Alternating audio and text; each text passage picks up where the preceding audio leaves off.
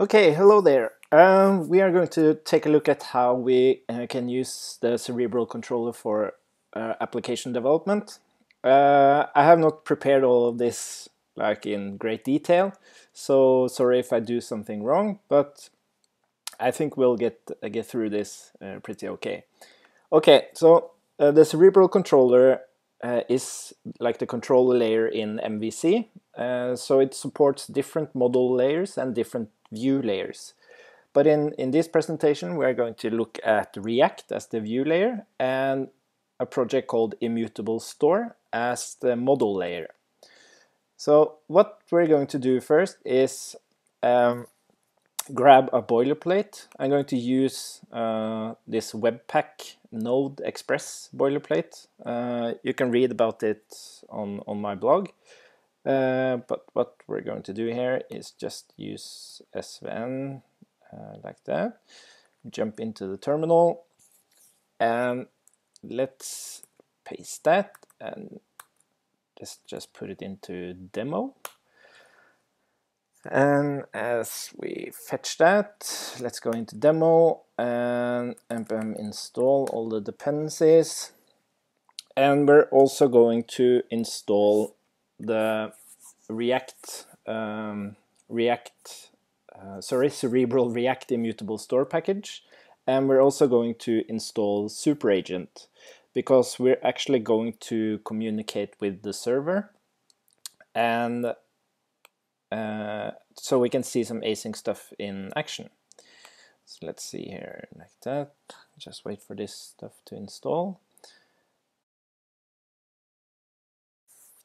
Okay, so let's install Cerebral React Immutable Store, which will install everything we need.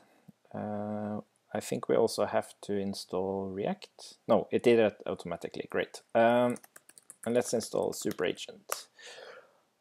Okay. Come on. All right, so we are ready to go. Let's just start the application first, and let's open it up in Atom here. Open demo. Okay, so we got the project open here, and there's not much going on here. It just logs out.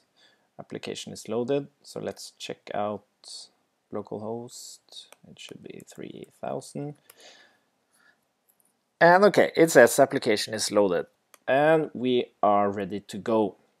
So what we're going to build here is just like a list, and when you add something to the list, we're going to talk to the server and bring in some state handling on the items we're going to put in the list. So let us first like build up the structure of the application. Now this is just the way I do it. It's not like the I'm not saying this is the best way to do it, but it certainly works for me. So we have our main application, and we of course need React, and we are also going to create a controller file. So let's do that now. Let's see, controller. Controller.js, and here we are going to import the controller from Cerebral React Immutable Store. So this package exports a function, or actually a factory, so that we can instantiate a Cerebral controller. And that controller takes 2 arguments. So what we're going to do is also import Super Agent. We are going to create two constants here. One is called state, and that will be the state of our application. And as I said, we're just going to have a list, but I'm going to show you something how you can handle data a little bit easier. So our list will actually consist of items. So we will put our items in a map, and you will see later why we're going to do that. And then we're going to have a list, and this list will actually be Immutable Store has something called mapping. And we will get more into why that's a pretty cool thing. But for now, we are just going to define a mapping function. So let's just call this list mapping. And let's define that list mapping up here.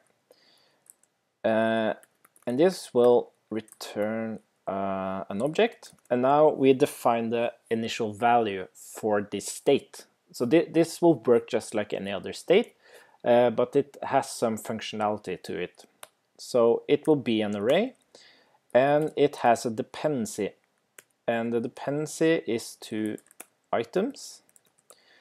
So we call it items, and we point to the items path in our state store. And then we're going to use a get here. And this will receive, let's just call them item refs, which is something I'm used to using. And this item refs will actually be the array. So maybe we should just call it value instead, because it will be the array. And then we get the depths. And what we're going to do here is that we are going to give our items a reference. It's like an ID, but it's for the front end. And this will allow us to do optimistic updates and later update that item with an ID coming from the server.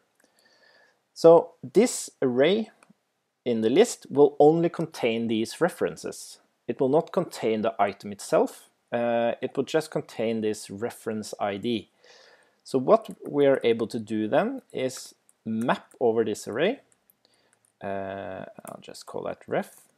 And then we can return the actual, steps items, ref. And then we can return the actual item from items. And this is really great because this allows us to we have one source of truth for our items. So whenever we're doing some update to an item, we will do that in the items map.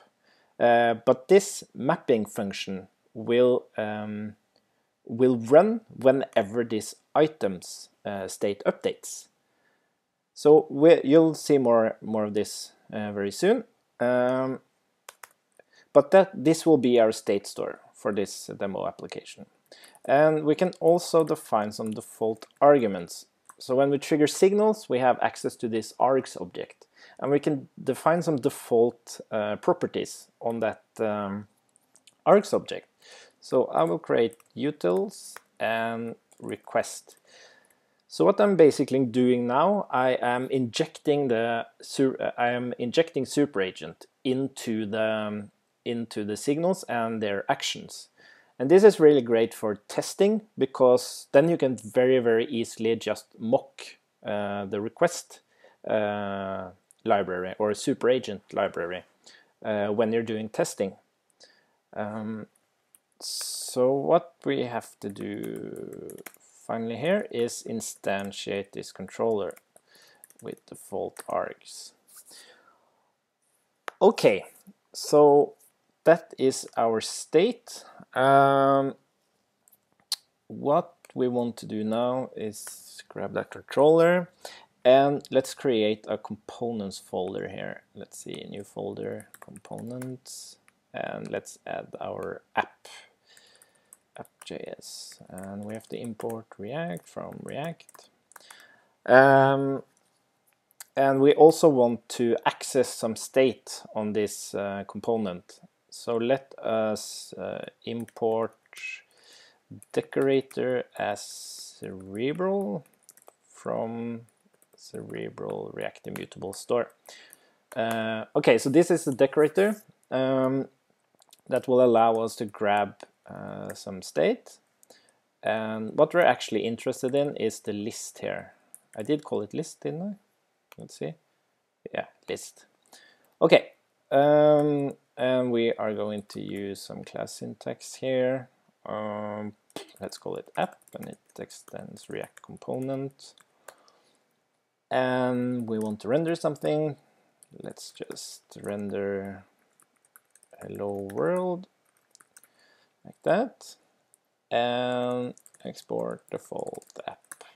Okay, so that's our app. Let's import that too from components app. And now we want to render this app. So let's do that now. React render.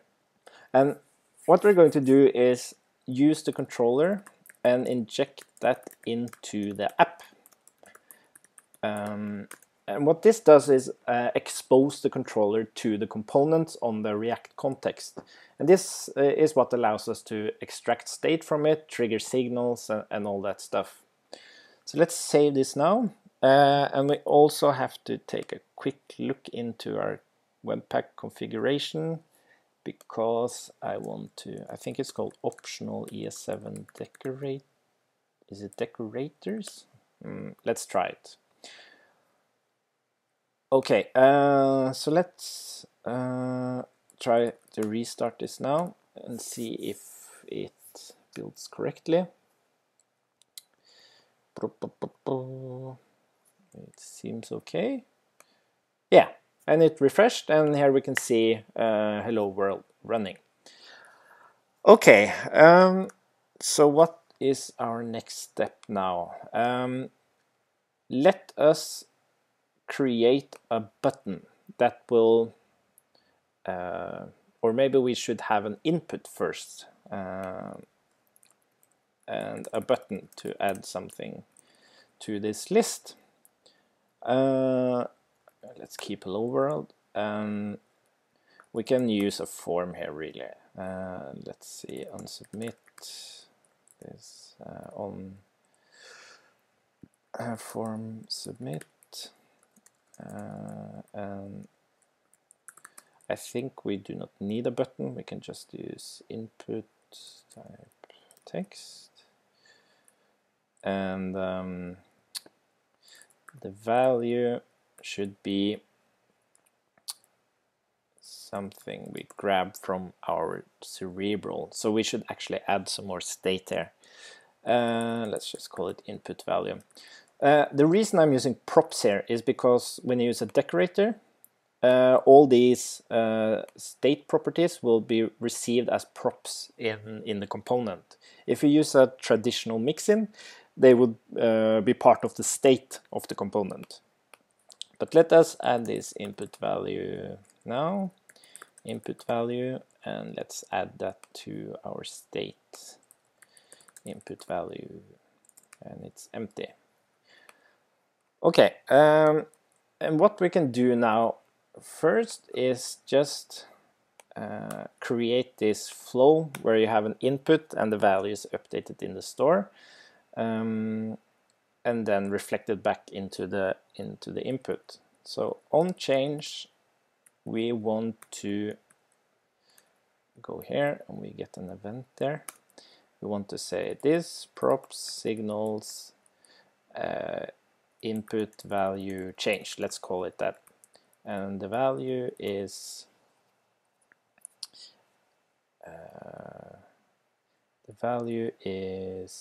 eTarget.value. Okay, and this is an important part of Cerebral, is that when you trigger these signals, you trigger them as this is what happened in the UI. You don't trigger an action specifically. And this gives a lot more flexibility to the controller layer. So the controller layer reacts to something happening in the UI. And then the controller layer decides what to do with whatever happened. It just makes it easier to scale, because you can just add actions without the method you trigger here indicating the wrong thing, because this method just indicates what happened, and this will always be what happened. But if you trigger an action directly, that might change, and then you have to change the name of this method, and yeah. Okay. So now we have that in place. So let's define this signal, and this will be just a very simple signal, and we can do that in our main file. Controller signal input value changed, and we're going to trigger an action here. And this action we will call set input value. And we can import that action from a file we're going to create called actions. Okay, set input value. So let us create this actions, new file, actions.js. So what I have experienced is that if we're going to create a small demo like this or a small application, it's enough to have one actions file. But if you're making a larger application, you should probably have a folder called actions and have each action in its own file. But for simplicity's sake, I will just use this now. Okay, so what happens now is when our app now changes the input, it will trigger this signal, and this signal is triggered here, and it will run the set input value action. And this action will receive the first argument is args, and this is just a plain object where our utils request already exists, but since we passed in a new object here, this object will be merged into this args object. So what we end up here within inside set input value and the args object is the utils and the value. So what we can do here is say state set, and we call the state input value, and we are going to use the args value here. So let's save that, and let's save this one. One thing I forgot to mention is that sometimes you need things to run synchronously all the way through. Because by default, Cerebral will batch up changes and run, or batch up signals and run them on each animation frame. But when we're typing in an input or a text area or something, we need this to run completely synchronous. So what you can do is just pass an initial argument called true, and that will ensure that that the signal will run synchronous all the way through. If you don't do that, you can experience that when you, for example, try to change something inside the text, the caret will jump to the end of the text because it's kind of like a deferred update of the input. And it's just not what you want to happen. So let's save that. And now we see the application updating, and hopefully when I write something, woo, it worked. We can see that the debugger reacts to our new signal, input value changed, and we are setting the input value as you can see here. And if I go back and forth there, we see that this is working. If I refresh, we are right back where we were. Okay, so now we have an input value. What we want to happen now is when we submit this form, we want to grab that value inside our state store and create a new item. So let's see, let's create this on form submit, and let's make sure that we do not refresh the site here, so we prevent the fault. And what we want to do is just say this prop signals form submitted. That's a nice name. And we don't have to pass anything here because we have all the state we need is inside the store. So we just have to indicate that we submitted the form. And let's go in and create that signal. Controller signal form submitted. And let's just run add item first. Add item, it's an action. Add item, and this also receives args and state. So let us first just get the name here from our state store, and that's the input value. So let's call it name, state get input value, and then we are going to create a reference. This is what I talked about, that you actually want your UI layer to have its own ID system. And the reason is optimistic updates. Because if you depend on IDs from the server to be like the reference you use to grab items in this case, that won't work when you create a new item because you don't have the ID yet. So if you use the ID from the server, you can. It's very difficult to display a new item before you get that ID from the server. But if you use your own ID reference, you can add the item first, and then when you get the response from the server, you update the item with the ID. So the way I usually do this is, if we move back to the controller, I just have I just call, for example, next ref, and give it like a number or whatever, and you can have multiple of these refs. Like you can have one system for items, one for users, etc. But what we're doing now is, if we go back to actions, we can now grab that next ref,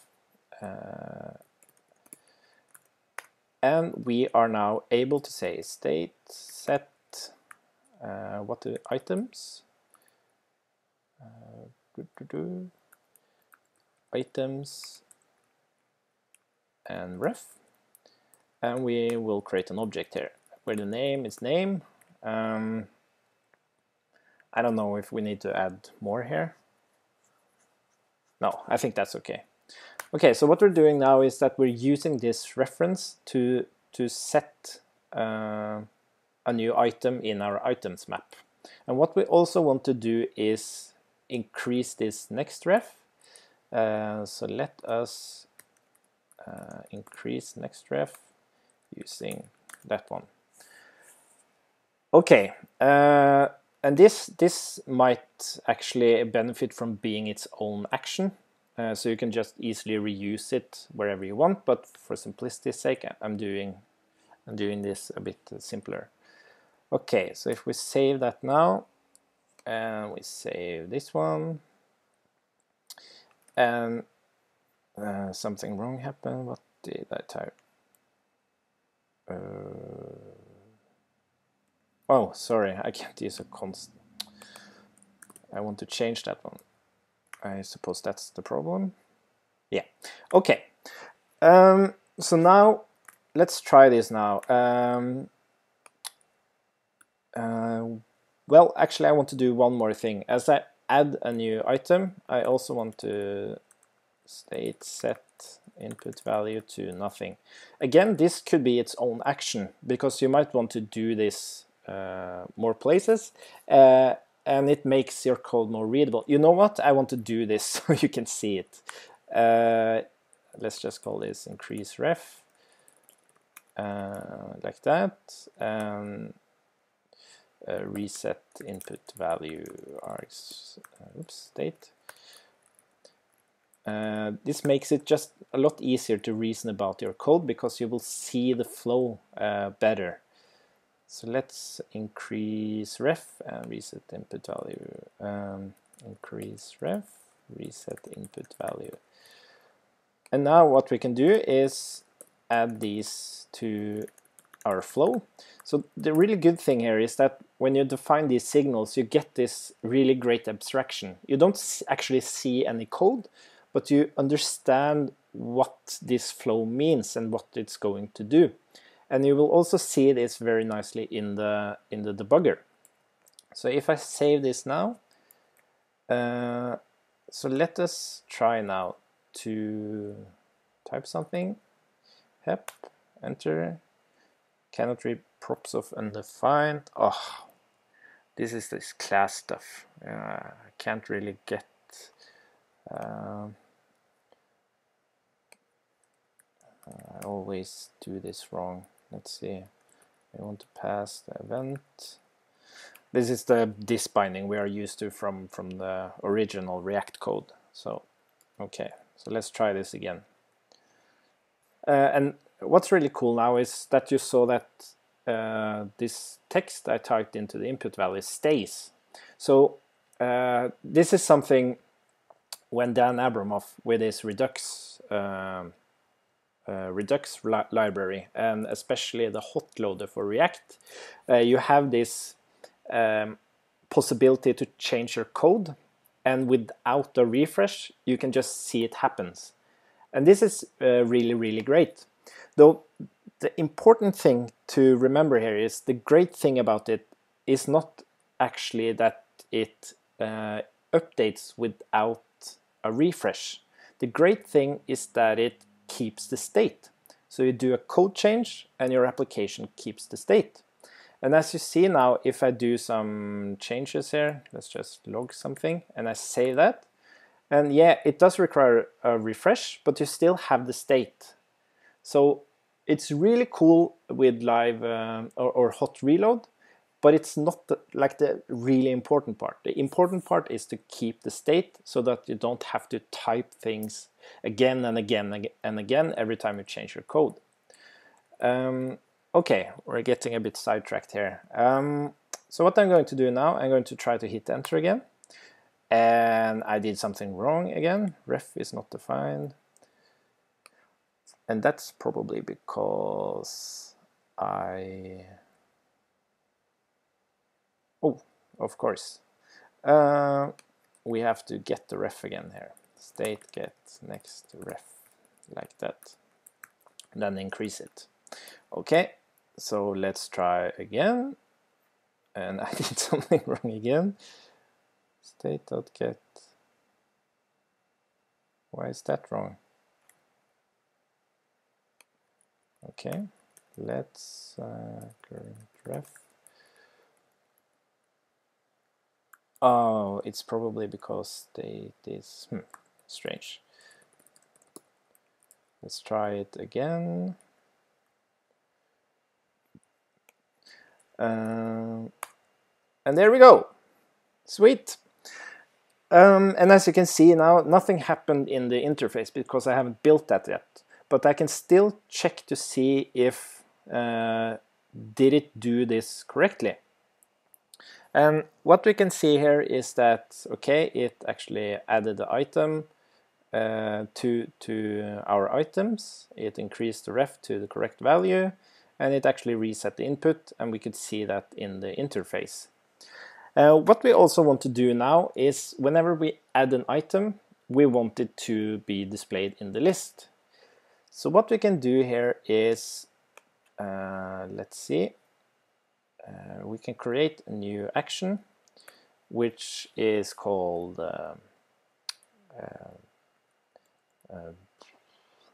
display list, for example.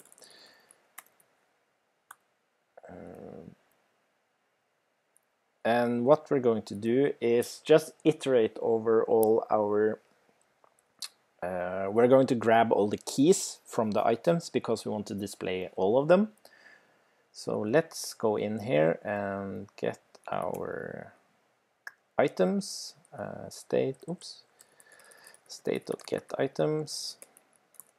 And what we're going to do is set our list. And with a mapping, you always have to set the new value. So the way we do this now is we're just going to set the keys in the item, so we will always display all of the items. So let's use that one now, and whenever we have done everything we want, we can say display list. So let's see what happens now. Display list is not defined. Oops. Like that.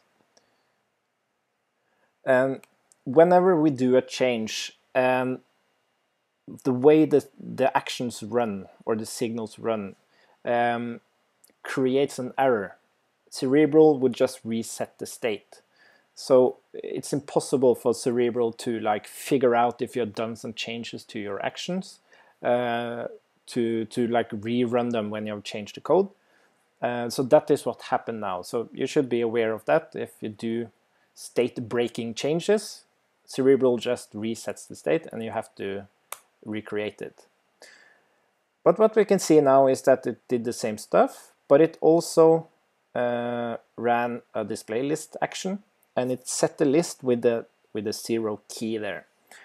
And that is what we're putting into our list state. But what we're going to get out of it is, let's see here, our list mapping. What we put into it are these refs, and what we're getting out of it is the actual items. So let us build up this list now. We will do this very simply by this dot render item. Oops, let's grab the list first and map over this dot render item. Okay, and render item will of course receive the item and the index. We are just going to return an li element with the key being the index, and let's just grab the item dot name here. Okay, let's save that and see what happens now. And again, you see how cool this is, because I did not have to reproduce the state. It did a refresh, but it reproduced the state, and now that we have our component code in place, it just displayed the item. And again, we can move back and forth to check the state, and we can also click the different values here to check how does the state look inside the store. Just wanted to show that. Okay, so now we have our items added.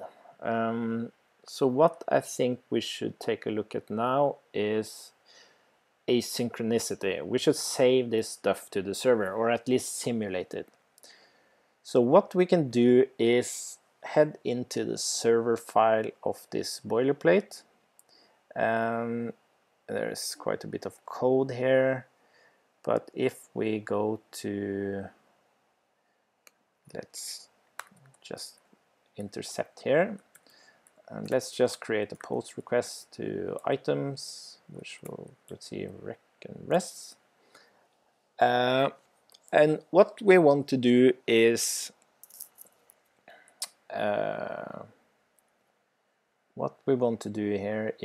first of all, we want to create a set timeout just to simulate asynchronicity here.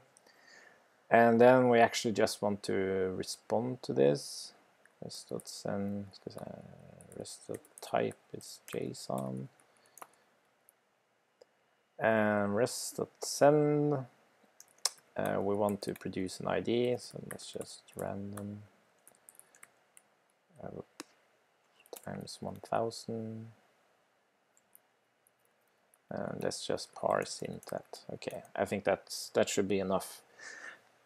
Okay, so whenever we do a post to items now, it will take 1 second and we will get an ID back. And that's what normally happens when you post something to the server. Okay, let's do that. And to make that work, we have to restart our server. So let's do that. And let's move in and create the action that will actually save this data to the server. So what we can do now is, in our actions, we have this add item. And what we can do is return a value here to let the actions know which reference are we working on. So what I'll do is I'll just return the ref. So all the actions after add item will now have the possibility to point to args.ref to receive this reference. So it's just a nice way of sharing information down the action chain. And the action we want to create now is called save to do. And this action will be asynchronous. And when it's asynchronous, it will receive a third argument called promise. So let's just take a look at how we define this as an asynchronous action first. By going into main, and I usually put this on like so, makes it a bit more readable. When we add an item, we can, let's reset the input and display the list. And then we can save the, did I call it to do? Save item. Like that. Okay, then we're going to save the item, but we're going to put it inside an array. And that means that Cerebral will run this asynchronously and pass in this promise. And this promise just needs to be resolved or rejected for that matter. So what we're going to do now is first of all we're going to grab the item, and we can do that by saying state get items, and we can use, as you remember, the reference we passed down the action chain. So this will just grab the item so we can pass it to the server. And the way we do that is that we also have these default arguments called, where I put the property utils and request, and I think it's post to items, pass in the item, and then it's a callback with a response, and if there's an error we are going to promise reject with that error, or if not we are going promise.resolve. And what we're going to do is we are receiving this ID as part of an object. As we saw on the server here, we actually get an object. So if we just parse this response.text, that should be an object with an ID, which will be merged in as an argument. Okay, so now we have that in place. Let's save that, and let's create a new action called update item, because when you create these actions and you have asynchronous actions, this state object does not have any mutation methods like set or push or whatever, and that is because an asynchronous action should not do any mutations at all. It just, that's a problem. So what we do is that we allow the action to grab some data, and then it has to resolve that data so that the next action can actually do the mutations. And that will be the update item. Let's call it update item ID, which is actually what it does. So again, we can say state set items, and again we still have we can still reference this args.ref, and we are going to set an ID, and the ID will be args.id, because as this is being resolved it will pass an ID argument. So that is how we actually update some asynchronous data result with an action.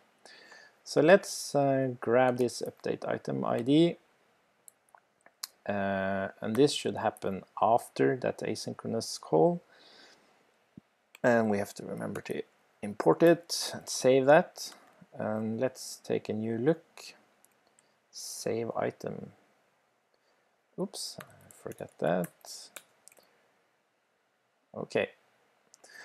So let's see now how we can handle this. Let's just type that, and let's see what happened. Okay, so we display the list, we save item, and it's async. Then it runs update item ID, and it has the ID, and it's setting some random ID from the server. So this actually worked, and that's really great. And what's also great is if I move back and forth in time here, it doesn't run that save item asynchronous action again. And that is actually why you cannot do state changes in an asynchronous action. Because when you're remembering state, we cannot rerun that asynchronous action, because it has a side effect that probably is different every time, and it also takes time before it resolves. So it would just, when you were going back and forth here, it would just feel really weird, because it suddenly it stops because it's waiting for something asynchronous to resolve itself. But now you can safely move back and forth in time, and you will always see the same result, even with asynchronous actions. So that's really, really, really great. Okay, so now we have that in place. What I want to do now is show you something I do to indicate state on asynchronous stuff. So what we're going to do now is go into our actions, and we are going to change what we store on the item. We are actually going to, first of all, we're also going to store the ref on the item, because we can use that to point to the item later if we want to do any updates to it. We're not going to do this in the demo, but imagine that the component wanted to do something to an item. It could use this ref to pass it into the signal, so the signal and its actions could grab the correct item from the store. But what we're going to do is say is saving, and we're actually going to set that to true, because we are actually going to talk to the server and we want to reflect that in the UI. What we have to make sure of now is that we take a bit more control over what we actually send to the server. The server is not interested in this in these properties at all, and that is why I'm using the dollar in front of it, is to indicate that this is purely front-end or client state. So what we're going to do in our save item is just define ourselves that we're actually passing the name here, only the name. Okay, and when we update the item ID, let's use merge instead. Let's say is saving is now false, and oops, and ID is args.id. Okay, oops, we have to make sure that we just point to the item, and then we merge these values in. So what's going to happen now is that we should be able to indicate in our component that an item is actually saving. So let's do that now. Let's say that, go to the app, and when we render the item, let's if item is saving, we want to say saving, or else, well, we really don't want to show anything. I think we can say null here. Okay, let's try that. So what we have to do now is add a new we have to add a new item here to see this run. Now it says saving, and then it's gone. And as we can see here, when we set this new item, it had the is saving true state. And when we update the item ID, we also set the is saving to false, and we update with an ID. So this, as I said, is a really good way, I think, to control state. When you do asynchronous stuff. Yeah, we could extend this to also have error. So if something went wrong on the server, we could have an error state here too. So we can actually display next to the item what caused an error. So that's really, really nice. So what we're also going to take a look at here is, let's see, I want to show you that when you run asynchronous actions, you can run multiple of them in parallel. So for example, if there was save item, do something else, if these three actions existed, they would run in parallel, and when all of them were done or one of them failed, it would run this next one. So that is how you can run a parallel requests. What I also want to show you is that sometimes you, well, mostly and hopefully you will resolve your promises in asynchronous actions, but they might be rejected and you want to act upon that differently. So what we can do now is, as the last item in this asynchronous array, we can define an object. And this object has two properties, which are arrays, and that's reject and resolve. So we actually only want to update the item ID if this resolved. And if it did not resolve, we could do something else. We could update item error, for example. And instead of updating the saving state inside update item ID like we do now, we could have, for example, unset item saving or something. So you see now how you can play around, and I think the most important part here is that you make this signal an abstraction that makes it really easy to see what the heck is happening when this when the UI layer or something else does this thing, like form submitted. You see very easily what happens when the form is submitted. So you see it here in the code, and you also see it very easily in the debugger. So let me just remove this now and save it, and just to show you that this should work the same way. And saving, and now it runs these actions too. And these actions, even though they are in an array, they do not run asynchronously. They run synchronously. If you for some reason want to make this really complex, you could put an array in here, and you can save item again, or whatever, and you can keep on moving down with paths like this. And again, this is getting really complex, but then again, your application is also getting very complex. So the idea here is that you should easily read the complexity. And if you need to fix something, you can just dive into each action and figure out what you need to do there. Okay, actually I think this is what I wanted to show you. Now we have looked at the debugger. We have seen how we refreshed the page, we have created a small app, we have used the debugger, we have talked to the server. Yeah, so again, let's see, this is the repo for Cerebral React Immutable Store. So it explains some of the things I talked about now, and the special thing about React is that, let's move into the main repo here, is that it does not have to use React or Immutable Store. It can use different model layers and different view layers.